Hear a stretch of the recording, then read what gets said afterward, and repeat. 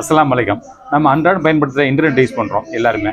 அந்த internet use பண்ணும்போது நம்ம என்ன ஸ்பீடில் யூஸ் பண்ணணும் யாராவது பார்த்துருக்கீங்களா? இப்போ நீங்கள் வந்து ஒரு இன்டர்நெட் பேக்கேஜ் வாங்குறீங்க. கம்பெனிக்காரன் என்ன பேக்கேஜ் எவ்வளோ ஸ்பீடில் கொடுக்கான்னு தெரியுமா? இப்போ 5G மொபைல் யூஸ் பண்ணுறவங்களுக்கு மேக்ஸிமம் 1000 Mbps வரையும் ஸ்பீடு வரணும்.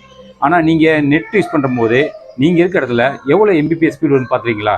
அது எப்படி பார்க்குறது? மொபைல் இன்டர்நெட் மட்டும் கிடையாது, நீ வீட்டில் யூஸ் பண்ணக்கூடிய ப்ராட்பேண்ட் இன்டர்நெட் கூட என்ன ஸ்பீடில் வரும்னு நம்ம மொபைல் ஈஸியாக செக் பண்ணலாம். ப்ளே ஸ்டோரில் கிளிக் பண்ணி சர்ச் பாரில் போய்ட்டு ஸ்பீட் டெஸ்ட்டுன்னு டைப் பண்ணுங்கள். நீங்கள் ஸ்பீட் டெஸ்ட் அடிக்கும்போது கீழே வந்துடும். அதை வந்து கிளிக் பண்ணுங்கள். அந்த ஆப்ஷன் கீழே இருக்குது ஸ்பீட் டெஸ்ட், அதை கிளிக் பண்ணி இன்ஸ்டால் பண்ணுங்கள். இன்ஸ்டால் ஆன பிறகு அது சைடில் வந்து ஓப்பன் காட்டும். நீங்கள் நேரடியாக ஐக்கானுக்கு போயிருங்க. மொபைல் டெஸ்க்டாப்பில் ஐக்கானில் போய் கிளிக் பண்ணுங்க. கிளிக் பண்ணாலும் ஏர்டெல்னு காட்டும்.